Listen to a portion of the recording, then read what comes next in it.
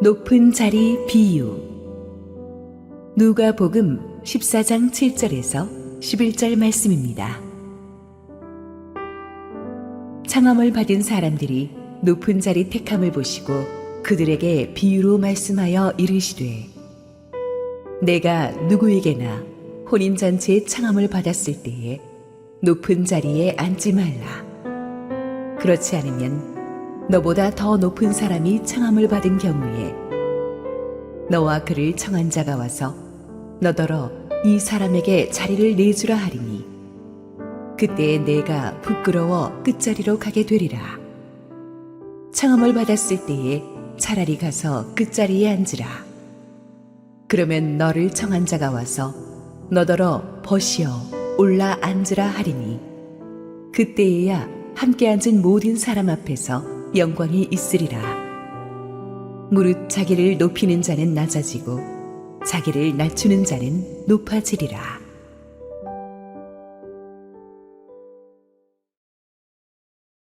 오늘은 예수님의 비유 시리즈 24번째 주제인 높은 자리의 비유를 가지고 여러분과 함께 한번 은혜를 받고자 합니다.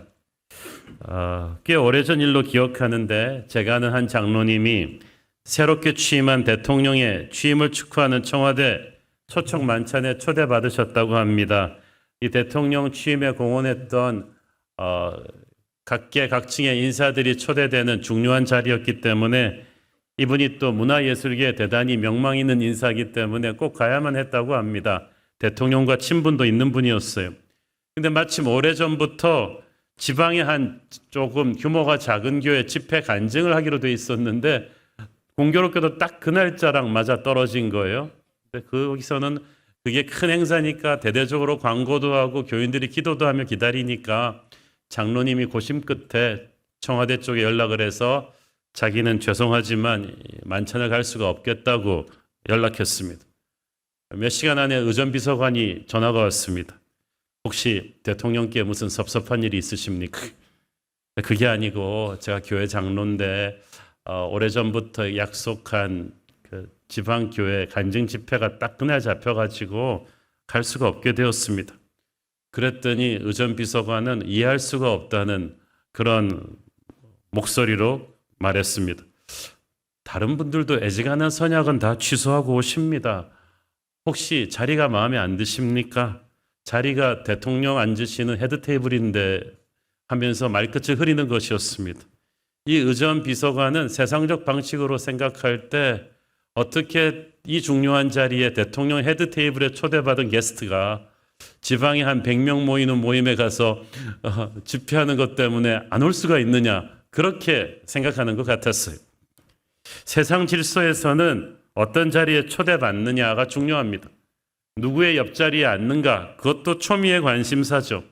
그래서 정부나 기업에서 의전 행사를 담당한 분들은 항상 손님들 자리 배치에 굉장히 신경을 쓴다고 합니다.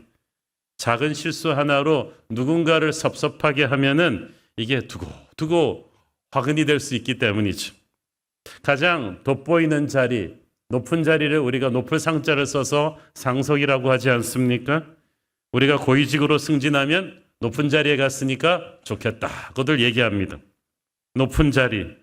그래서 수단 방법 가리지 않고 우리가 높은 자리 가기 위해서 경쟁을 합니다. 권력 싸움을 그래서 자리 다툼이라고도 하죠.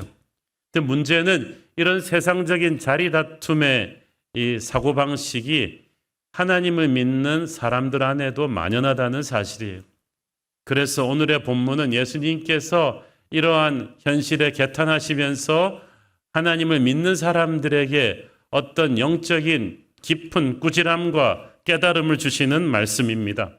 오늘 이야기의 배경을 살펴보면 예수께서 안식일 날 한 바리새인의 집에 초대받으셔가지고, 지도자의 집이었어요. 바리새인들 자체가 그 당시 지도층들이었는데 그들 중에서도 지도자급의 사람의 집에 초대받아서 식사를 하고 계시는 상황이었는데 들어가서 어느 자리에 앉느냐가 이제 문제가 됐어요. 7절 읽습니다.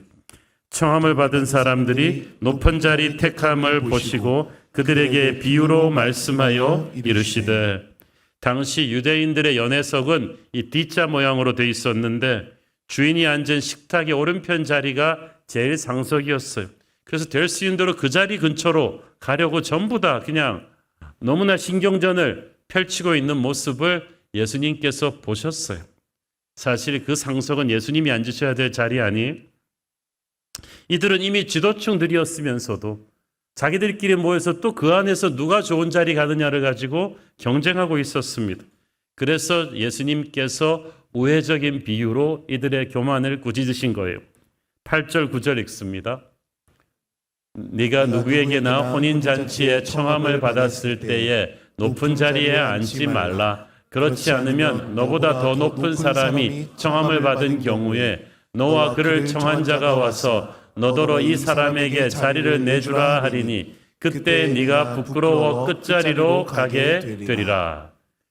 이 예수님께서 하시는 말씀의 요지는 이거예요. 네가 그렇게 신경 좀 버려가지고 길을 쓰고 남을 제치고 높은 자리에 앉았다 치자. 그런데 그 자리에 가보면 네가 생각했던 것처럼 행복하지도 또 안전하지도 않다. 무엇보다도 너보다 세상적으로 더 잘난 사람이 반드시 나타날 텐데 그러면 어차피 그 자리를 내어줘야 된다. 그때가 되면 얼마나 민망하겠느냐.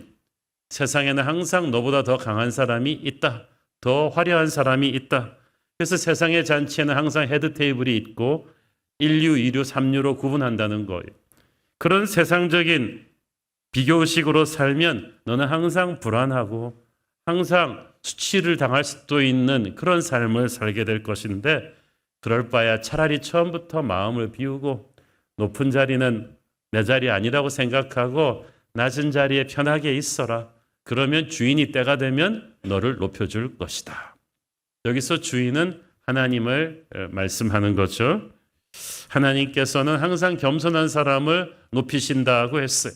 그리고 오늘 말씀의 주제가 되는 구절이 11절 말씀입니다. 무릇 자기를 높이는 자는 낮아지고 자기를 낮추는 자는 높아지리라. 여기서 그냥 낮아지는 게 아니라 하나님이 낮추시는 거예요. 그냥 높아지는 게 아니라 하나님이 높이시는 거예요. 그러니까 이 말씀이 단순히 예의를 갖춰라는 그 노노맹자의 유교 가르침과는 차원이 다른 거예요. 하나님께서 예수님께서 주시고자 하는 영적 메시지는 그거예요. 하나님께서 이스라엘 백성을 영적 리더로 삼아 주셨잖아요. 높은 자리에 앉혀 주신 거예요. 그런데 그것은 그 자리에서 남을 위에 군림하라는 얘기가 아니라 그 자리에서 허리를 낮춰서 열방을 향해서 섬기는 축복의 통로가 되라는 것이었어요. 그런데 그것을 모르고 높은 자리에 가서 그 자체만을 엔조이하려고 하면, 그렇게 교만하면 하나님께서 그를 끌어내리신다는 거예요. 이스라엘이 교만해지니까 하나님께서 사정없이 열방 앞에 수치를 당하게끔 그들을 끌어내리셨어요. 열방을 섬기는 제사장 나라가 되려면 하나님이 주시는 높은 자리를 낮은 자를 섬기는 데 사용해야 된다는 뜻입니다. 이 교만과 겸손에는 깊은 영적인 뿌리가 있어요. 세상 어느 나라 어느 시대에도 이 자리 다툼의 문화는 있습니다. 높은 자리에 오르려고 하는 욕심, 그리고 내가 아닌 딴 사람이 올라가는 것을 결코 참지 못하는 그런 질투심, 내가 세상에 스포트라이트를 받고자 하는 그 욕망이 없는 시대, 없는 문화가 어디 있겠어요. 정치, 예술, 스포츠 모든 분야에 다 있어요. 이게 왜냐하면 세상의 영, 사탄의 영의 본질이기 때문이에요. 아주 오래전에 천상에서 하나님께서는 천사 루시퍼를 예배 전체를 관장하는 높은 천사장의 자리로 올려주셨습니다.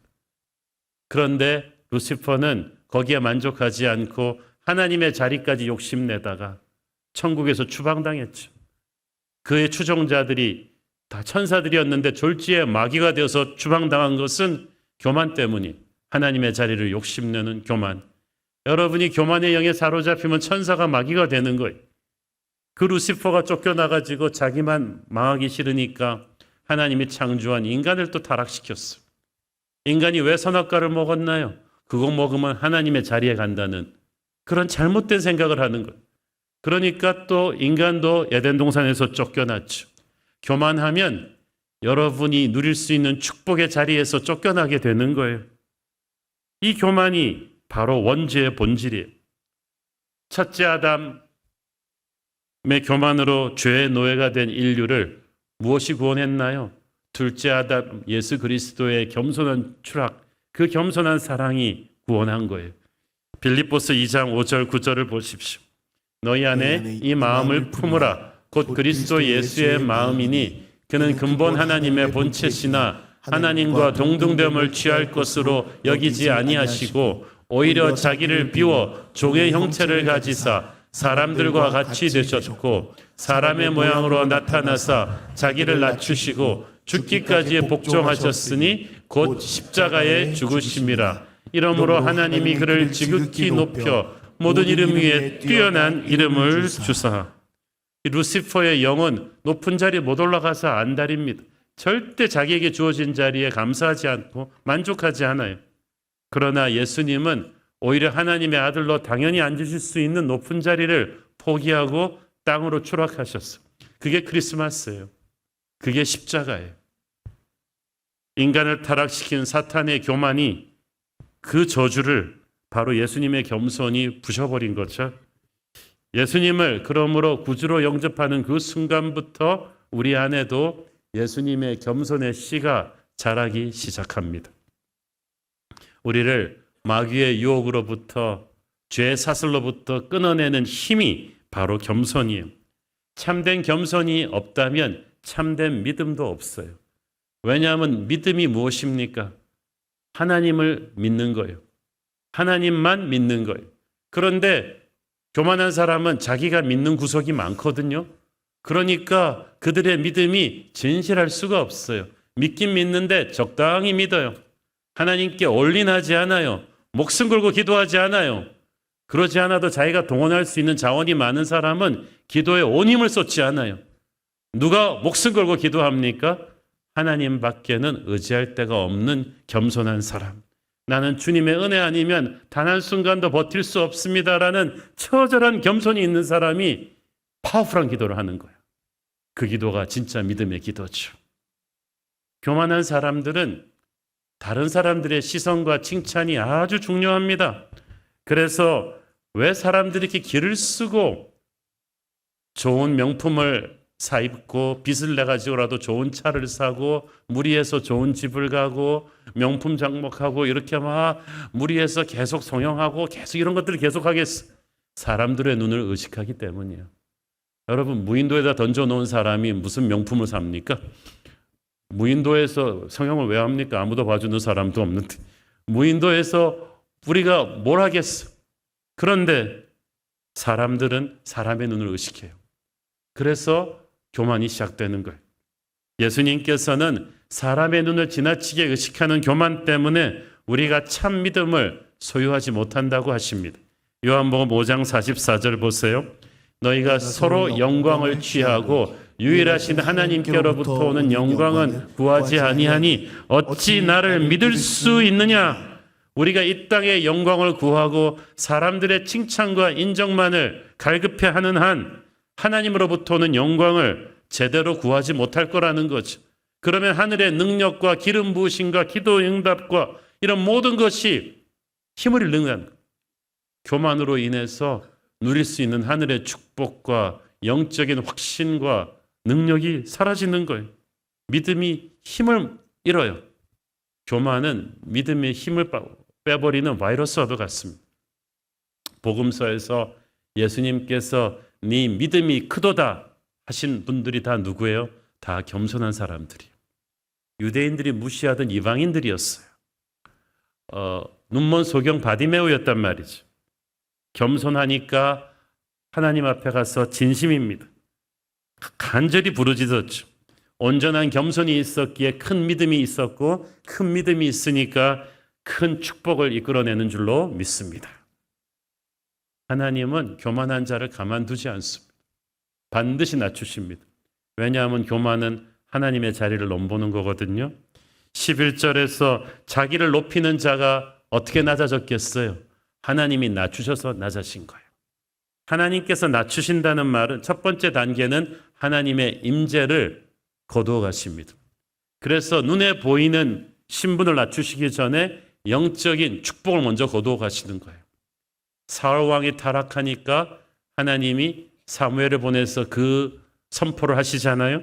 사무엘상 13장 14절 지금은 왕의 나라가 길지 못할 것이라 여호와께서 왕에게 명령하신 바를 왕이 지키지 아니하였으므로 여호와께서 그의 마음에 맞는 사람을 구하여 여호와께서 그를 그의 백성의 지도자로 삼으셨느니라 하고, 이 선포가 떨어지고 나서 사울이 10여 년간 왕위를 지켰어요.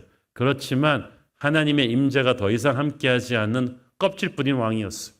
이미 하나님의 마음의 왕은 다윗이었다는 거죠. 왜 그러면 10여 년을 그대로 왕위에 뒀느냐? 지금이라도 겸손히 회개하고 돌아오라고. 그런데 사울은 그 시간을 다 낭비해버렸죠. 여러분, 하나님의 임재가 떠난 껍질뿐인 타이틀만 달고 있을 때 얼마나 비참합니까? 영향력이 없어진 거예요. 그것은 회개하라는 하나님의 경고입니다. 그래도 안 들으면 실제로 하나님이 그를 추락시키십니다. 저 바벨론의 느부갓네살 왕이 그랬죠. 교만이 극치에 달하니까 이 사람이 반정신이 나가가지고 짐승처럼 옷을 벗고 산과들을 돌아다니게 됩니다. 건조해서 추락해버리죠. 그리고 나서야 정신 차리고 회개합니다. 희한하게 우리도 영적으로 정신 차리는 때는 우리가 골짜기로 추락했을 때죠. 좌천당하고 사업 망하고 자리에서 물러나가지고 이제 우리 찾아주는 사람 별로 없을 때, 그때 하나님이 새롭게 보이게 됩니다. 근데 이 겸손과 이 교만의 문제가 바리새인들만의 문제는 아니었어요. 예수님의 제자들도 이 문제로 정말 심하게 고통받았죠. 사실 바리새인들은 그 당시 세상에서 잘 나가는 엘리트들이니까 그렇다 치고, 예수님의 제자들은 흑수저도 그런 흑수저들 없었거든요. 전부 갈릴리 촌사람 출신인데 그들이 메시아 예수님을 모시고 다니면서 서로 좀 한자리 할 거라는, 정권을 잡으면 한자리 할 거라는 야심이 생겼나 봐요. 그러니까 그 다음부터 서로 자리 다툼이 생긴 거예요. 이거를 3년 내내 했어요. 마가복음 9장 33절 35절 보십시오. 가버나움에 이르러 집에 계실새 제자들에게 물으시되 너희가 길에서 서로 토론한 것이 무엇이냐 하시되 그들이 잠잠하니 이는 길에서 서로 누가 크냐 하고 쟁론하였음이라. 예수께서 앉으사 12 제자를 불러서 이르시되 누구든지 첫째가 되고자 하면 무사람의 끝이 되며 무사람을 섬기는 자가 되어야 하리라 하시고. 여러분, 예수님이 얼마나 제자들 보면서 한심하셨겠어요. 3년 동안 예수님 설교 들었어요. 3년 동안 예수님이 하시는 행적을 쭉 봤는데도 예수님이 십자가 지시기 직전까지 이들의 머릿속에는 자리 다툼밖에 없어요. 누가 더 크냐. 여러분, 12 제자들이 그러했을진데 요즘 한국 교회는 어떻겠습니까? 세상과 다를 바 없는 자리 다툼이 교회 안에도 너무나 많지 않아요? 우리 목회자들도 회개 많이 해야 돼요. 제가 어떤 목사님들 모임에 가봤더니요, 너무나 자연스럽게 교회 크기 순서로 목사님들 자리가 쫙 정해져.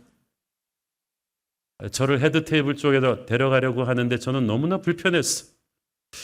우리 목회자들도 이 세상의 가치관이 그대로 우리 안에 들어와 있구나. 제가 또 한국의 이름난 교회 리더십 세미나를 갔을 때 깜짝 놀랐어요. 장로님들 타는 엘리베이터가 따로 있었어. 집사님들 타면 야단 맞는다는 거예요. 저는 그래서 눈으로 보고 귀로 들었지만 믿을 수가 없었어요. 또 지방의 교회를 가니까 그렇게 큰 교회가 아니었는데도 담임 목사님이 차에서 내리시니까 그냥 자리서부터 교회 입구까지 한 스태프들이 나와서 한 수명이 줄을 쭉 서가지고 의전을 하는 거예요.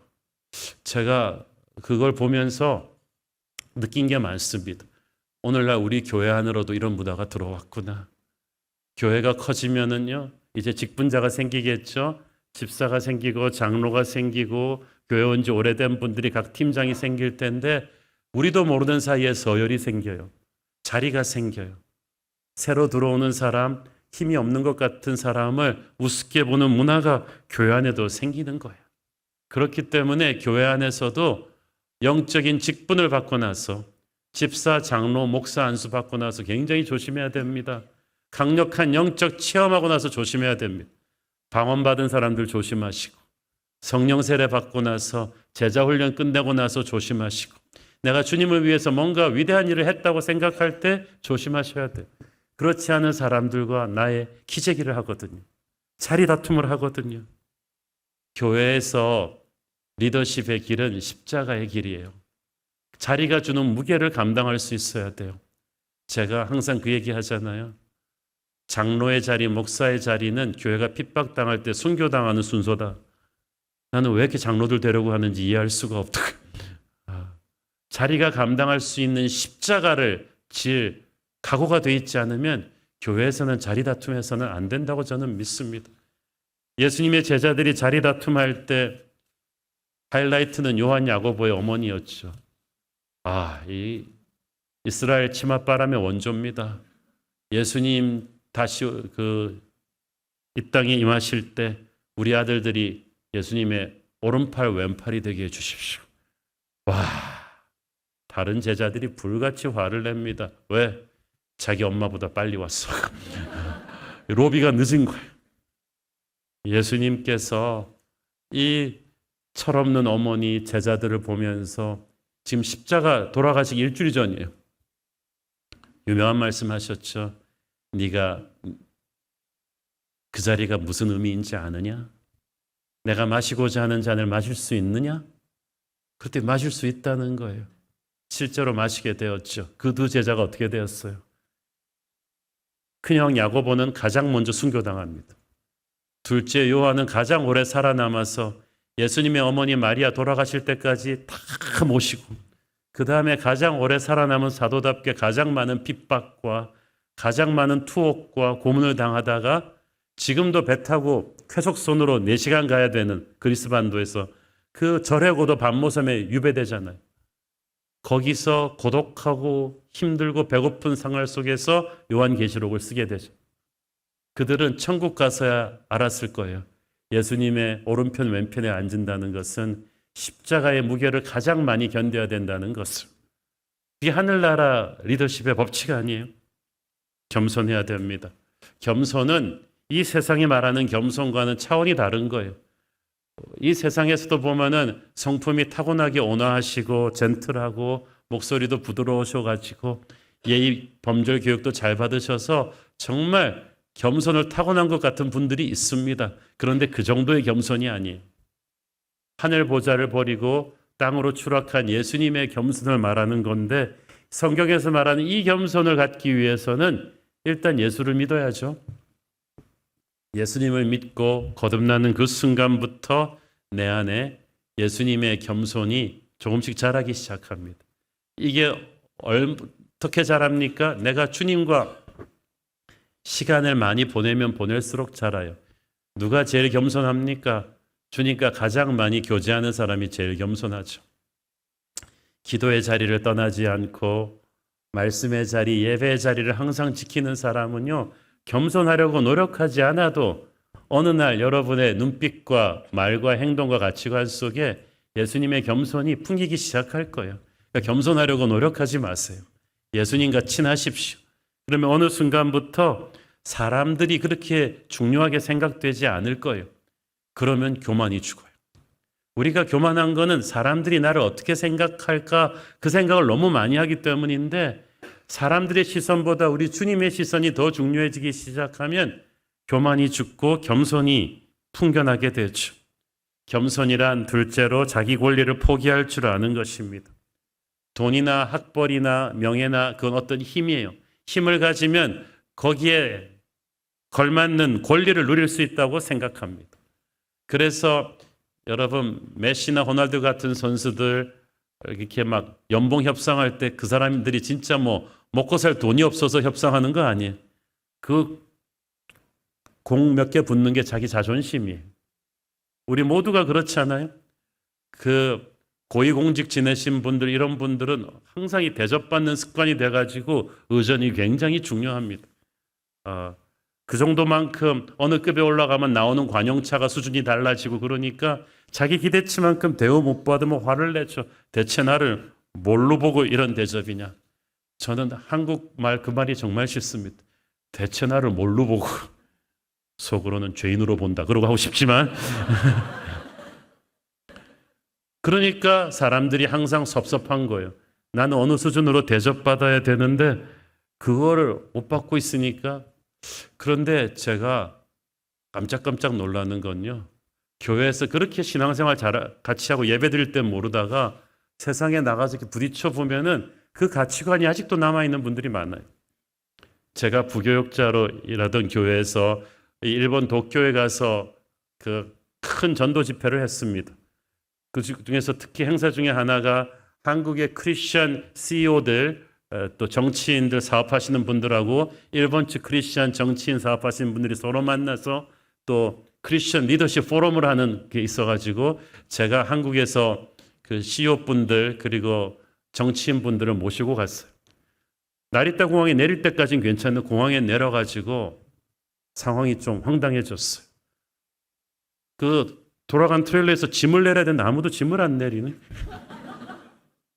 가만 보니까 그래서 여자 권사님들이 어떻게요 그래서 보니까 이 국회의원분들, 장관분들, 전직 고위 장성 이분들이 악해서가 아니라 해본 적이 없어. 정말 손끝 하나 그 공항을 통과할 때 그 여권 의전 수속도 본인이 안 해본 지가 십수년이 된 분들이 많아요. 그래서 제가 그것도 가르쳤죠. 여권을 편다. 종이를 쓴다. 이걸 어떻게 쓰는가를. 와, 정말 이분들은 그 교만에 또 이거 지나버린 거, 너무나 이게 익숙해져가지고. 엘리베이터 같이 타잖아요. 엘리베이터 안 가요. 아무도 안 눌렀어. 자기가 눌러본 적이 없어요. 그래서 이분들의 사회 적응 훈련은 자기 손으로 운전하는 법, 뭐 이런 걸 다시 다 해보는 거예요. 제가 그래갖고 그 도쿄 나리타 공항에서 제가 먼저 짐을 내리면서 남자분들 다 나오세요. 국회의원이고 장관 다 나와서 짐 내립시다. 설마 우리 권사님들한테 하라는 거 아니겠죠? 우리는 일본에 선교하러 왔습니다. 여기서는 섬겨야 됩니다. 그래가지고 제가 담대하게 우리 장관, 국회의원 다 시켰어요. 다 끌어내렸으면 차에 다 실읍시다. 이거를 훈련을 해야 되더라니까요. 세상의 가치관은 우리한테 그렇게 무섭게 물들어 있어서 예수 믿고 나서도 교회 와서도 자기가 당연히 누려야 될 권리를 생각하잖아요. 근데 겸손이란 자기가 누릴 수 있는 권리를 포기하는 거죠. 세상의 장관, 국회의원도 어느 정도 의전을 받을 그 스탠다드가 있다면 하늘과 땅을 모두 다스리시는 하나님의 아들은 어느 정도 의전을 받아야겠습니까? 영국 여왕이 받는 의전, 그걸로 되겠어요? 그런데 예수님이 그 모든 걸 포기하시고 추락하셨잖아요. 그러면서 우리에게 주는 메시지예요. 여러분, 위에서 아래로 추락하는 거 쉽지 않아요. 큰 아파트 살다가 작은 아파트 이사 오는 거 어려워요. 근데 주님이 하늘 보좌를 버리시고 땅으로 추락하셨습니다. 그리고 그것이 우리를 구원하는 능력이 되었어요. 어떻게든 위로 올라가려는 세상의 영, 마귀의 영을 그렇게 부수신 거예요. 그러므로 우리도 영적 승리를 하려면 예수님을 따라서 권리 포기하는 연습을 날마다 해야 됩니다. 인사받을 권리, 좋은 자리에 앉을 수 있는 권리, 힘든 일 안 해도 될 수 있는 권리를 포기하고 자기 몸을 던져보십시오. 단언컨대 세상에서 여러분은 정말 사랑받을 거예요. MZ세대도 그러면 존경할걸요. 그리고 너무 높은 자리에 올라가는 거 부러워하지 마십시오. 밑에서 있을 때는 높은 자리가 굉장히 부럽거든요. 저 자리 가면은 무슨 소원이 있겠냐 싶은데요. 올라가 본 사람은 생각보다 썰렁하다고 합니다. 허무함을 느끼는 경우가 많대요. 높이 8,848m의 에베레스트 정복은 모든 산악인들의 꿈입니다. 근데 우리나라의 한 유명한 산악인이 비교적 젊은 나이에 에베레스트 등정을 성공했습니다. 그런데 그 등정하고 내려와서 한 인터뷰 기사를 제가 아주 감동 깊게 읽은 기억이 납니다. 자기가 산악인으로서 에베레스트 등정을 하기 위해서 어릴 때부터 이렇게 체력 훈련을 하고 수많은 작은 산들을 올라가면서 몸을 만들고 훈련을 하고 또 에베레스트 한번 올라갔는데 1억이 넘게 써야 되는데 보통 그 국립공원에다 주는 사용료가 2천만 원이 넘고 또 셀파들 고용하고 장비하고 비행값 다 하고 나 하여튼 1억 정도를 써야 되고 또 올라가는데 보통 한 6주에서 10주 정도 걸린대요. 확 올라갈 수가 없다는 거죠. 그렇게 해서 죽을 고생을 해가지고도 기후가 안 좋으면 중간에서 내려와야 되는데 천신만고 끝에 에베레스트에 올라갔대요. 그런데 와, 내 평생의 소원을 이루었다. 그 환희의 순간은 몇 분 태극기 들고 사진 촬영하고 나서 옆에 있던 가이드가 한 15분 지나고 나서 빨리 내려가야 된다는 거죠. 산소도 얼마 안 남았고 이제 내려가는 길에 에베레스트는 올라가는 것보다 내려오다가 사고나 죽는 사람이 더 많기 때문에 빨리 내려가야 된다는 거죠. 그래서 정말 긴장을 잔뜩 하면서 고작 평생을 준비했던 에베레스트 정상에는 30분도 못 있고 내려오면서 조심조심 오다가 자기가 너무나 인생이 허무하더라는 거죠. 인생이 그렇구나.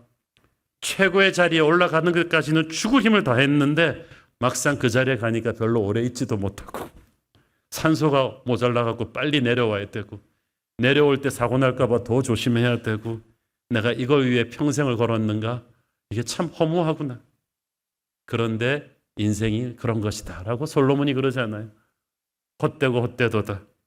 우리는 그렇기 때문에 오래 머무를 수도 없는 잠시 지나가는 그 세상의 높은 자리를 올라가기 위해서 너무 막 다른 사람들과 원수 만들어 가면서 그렇게 아웅바둥하지 말라는 거예요. 그건 어리석은 짓이고 또 높은 자리에 있는 사람 앞에 잘 보이기 위해서 또 그 사람들과 좀 안다는 친분을 과시하기 위해서 같이 찍은 사진 또 사방에다 돌리고 막 인스타에다 올리고 이런 것들을 우리가 좀 그만하자는 거죠. 제가 아는 한 남자 집사님이 사업적으로 굉장히 성공한 분이 계셨어요. 이분은 그 벤처 1세대 신화적인 벤처 성공을 쓴 성공적인 기업인이었죠. 그 결과 그는 한국에서 성공했다는 젊은 회사 대표이사들만 있는 어떤 클럽에 조인하게 되었어요. 거기 들어가는 것 자체만으로 대한민국에서 성공했다는 그 대명사였기 때문에 자기 처음에 들어갔을 때 정말 자랑스러웠대요. 젊은 나이에. 그런데 자기가 이제 예수님을 믿게 되었고 크리스찬으로서 그 모임에 몇 번 가다 보니까 갔다 올 때마다 마음이 너무 안 좋더래요. 왜냐하면은 그 잘난 사람들이 모이고 나니까 또 그 안에서 또 서로 기재기를 하는 거예요. 그래가지고 서로 오고 가는 대화라는 게 지난해 매출이 내가 얼마나 늘었는가.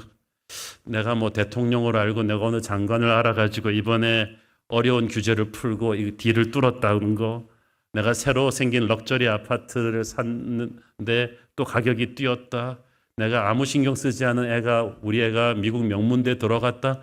자기가 보기에 한 얘기의 반은 뻥 같은데 서로 그냥 그 얘기를 쓱쓱 하면서 은근히 내가 더 잘났다는 자기 과시를 하더라는 거죠. 그리고 어쩌다가 안 나오는 사람에 대해서는 또 그 사람은 아버지 잘못 나서 저렇게 된 거라고 막 또 그 성공을 흠집지 않는 얘기들을 하고 그 모임에서 만나서 그렇더라는 한 끼에 15만 원짜리 그 디너를 먹으면서도 갔다 올 때마다 아내랑 지켜보면서 여보 우리 여기 이제 그만 가는 게 좋지 않을까 할 정도로 마음이 힘들더라는. 언제 치유를 받았는가? 그 다음날 교회 공동체에 순례배 가가지고 거기 가니까 뭐 나이 직업 사는 동네 상관없이 자기가 누군지도 모르는 새로운 집사님들 다 섞여가지고 그래갖고 막 자기를 은혜롭게 함부로 대해줄 때 너무나 고마웠대. 박 집사님 저희 가서 저거 좀 들고 오지 뭐 이렇게 해가지고 그리고 그들과 함께 밤새 각자 가지고 온 나무를 섞어가지고 비빔밥을 버석버석 먹으면서 주님이 주신 은혜를 나눌 때 그때 마음이 행복하더라는 거예요. 평안하더라는 거예요. 그리고 그분이 봉사를 많이 하는 분인데 교회에서 하는 이 국내 선교지 프로그램 가가지고 자기가 누군지도 모르는 가난하고 외로운 분들과 함께 기도하고 이렇게 자기 돈 써가며 섬기고 올 때 정말 마음이 편하더라는 거예요. 여러분, 우리는 성령의 사람이에요. 세상 사람들과 느끼는 행복의 기준이 달라요.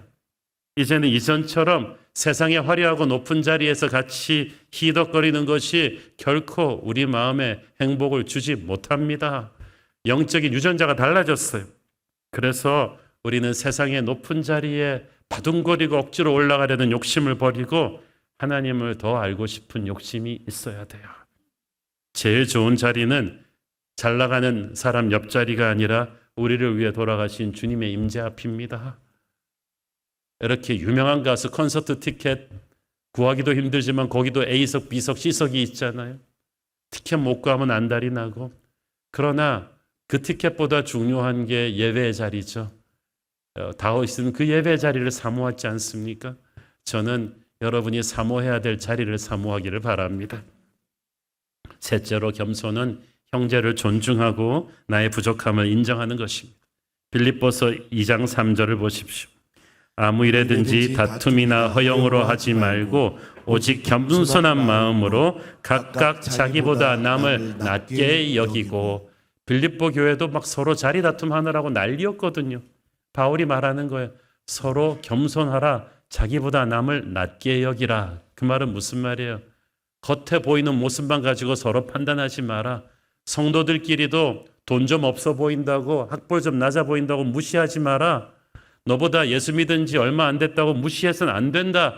모든 성도가 서로에게 배워야 된다. 그게 겸손이다. 여러분, 하나님께서 이 시기에 우리를 같은 교회 성도로 불러주신 것은 서로에게 배우라고 불러주신 거예요. 배울 게 없어서 여러분이 지금 못 배우고 있는 게 아니라 교만해서 못 배우는 거예요. 목사인 저도 우리 성도들에게 많이 배웁니다. 예수 믿은 지 얼마 안 된 새 가족의 순수한 믿음을 통해 저도 깨는 게 많고요. 우리 30대 부교역자들 교역자회의에서 사역보고를 받을 때 제가 참 내가 30대 때 저 정도까지 못했는데 하면서 배우는 게 많아요. 교단이 다른 선후배 목사님들 설교를 들으면서도 배우는 게 많습니다. 제가 교만한 마음만 내려놓으면 배울 게 너무 많은 거예요. 우리 러브미니스트리 단체장 목사님들, 재소자들을 위한 사역, 미혼모들을 위한 사역, 가난하고 병들고 힘든 자들을 돌보기 위해 자기도 가난해지고 연약해진 그 목사님들과 대화를 하다 보면 배우는 게 참 많아요. 제가 비록 조금 큰 교회 목사이긴 하지만 그분들의 그 헌신과 인품을 따라가기가 어렵다는 것을 제가 좀 쿵쿵 느낄 때가 많거든요. 그런 마음으로 서로에게 배워야 합니다. 겸손한 자는 항상 자기가 부족한 걸 알고 살기 때문에 누가 자기 잘못을 지적해도 뭐 그렇게 크게 상처받지 않아요. 교만한 사람일수록 자기를 비판하는 소리에 대해서 아주 칼같이 예민하죠. 그럴 필요 없어요. 여러분, 미안합니다. 제가 틀렸었군요. 제가 잘못했습니다. 제가 부족했네요. 거기까지 생각을 못했습니다. 제가 회개할 점입니다. 용서하십시오. 이런 말을 자연스럽게 할 수 있어야 겸손한 사람이에요. 이 말을 안 하는 거는 여러분이 완벽해서가 아니라 교만하기 때문이에요. 세상에서는 이런 말을 하는 게 자기의 약점을 보이는 거라고 생각하지만 예수의 겸손이 있는 사람은 이걸 부끄러워하지 않죠. 우리가 이제 몽골 선교 같이 갑니다마는 선교도 특히 겸손한 마음으로 가야 합니다. 우리가 몽골보다 하나님의 은혜로 조금 더 잘 살고 있고 또 복음을 받은 지 더 일찍 받았다고 해서 우리가 그들보다 잘났다는 생각을 하면 선교는 끝나는 거예요. 겸손한 마음으로 복음을 전할 때 우리를 통해 하나님이 역사하실 줄 믿습니다. 겸손한 자에게는 하나님이 보상을 하세요. 자기를 높이는 자는 낮아지고 자기를 낮추는 자는 높아지리라. 하나님이 높아주신다는 거지. 베드로전서 5장 6절 그러므로 하나님의 능하신 손 아래서 겸손하라. 때가 되면 너희를 높이시리라. 여기서 높이시리라는 말은 세상적으로 꼭 출세시킨다는 말은 아닙니다. 첫째, 그것은 은혜와 능력을 가장 먼저 가장 강하게 체험하게 해주신다는 뜻입니다. 여러분, 희한해요. 물은 항상 높은 곳에서 낮은 데로 먼저 흐르잖아요. 같은 설교, 같은 예배를 들었는데 어떤 사람은 성령의 능력을 체험하고 뜨거운 은혜를 받는 사람이 있어요. 누가 제일 먼저 은혜 받아요? 겸손한 사람이 받아요. 희한하죠? 팔짱 딱 끼고 나 예수 믿은 지 오래됐어. 나 집사야, 장로야, 목사야 이런 마음으로 설교 들어가지고 무슨 은혜가 있어? 나는 오늘 은혜 받지 않으면 죽을 수밖에 없는 죄인입니다.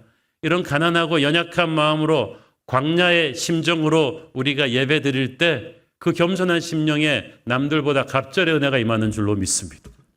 성경에서 하나님의 말씀이 가장 뜨겁게 임했던 때가 언제예요? 이스라엘이 항상 광야에 있을 때였어요.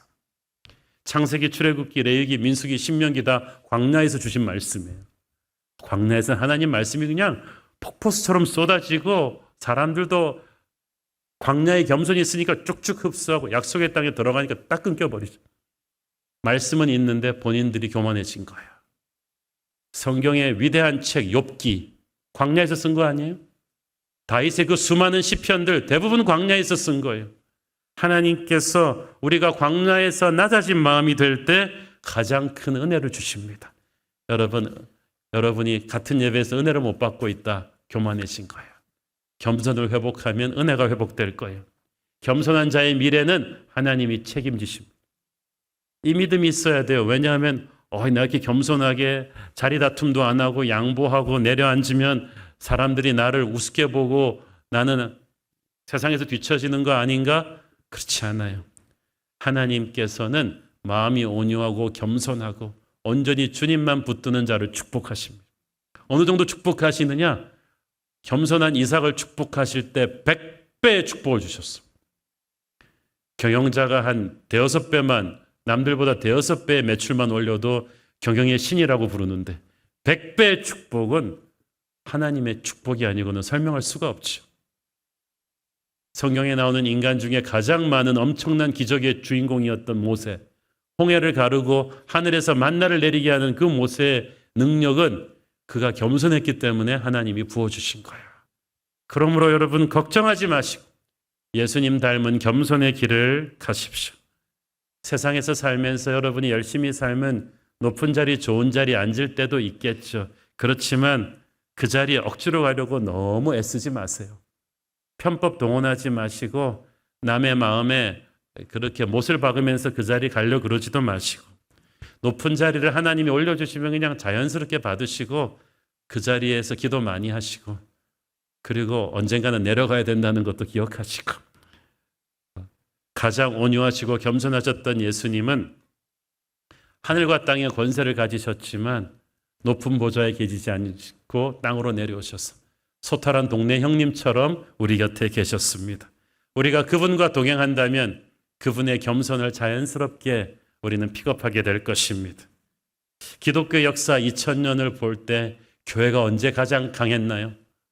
언제 세상에 가장 영향력을 주고 있었나요? 교회가 겸손했을 때였어요. 그런데 교회가 무너지고 세상에 영향력을 못 줄 때는 타락할 때는 교만하던 때였단 말이죠.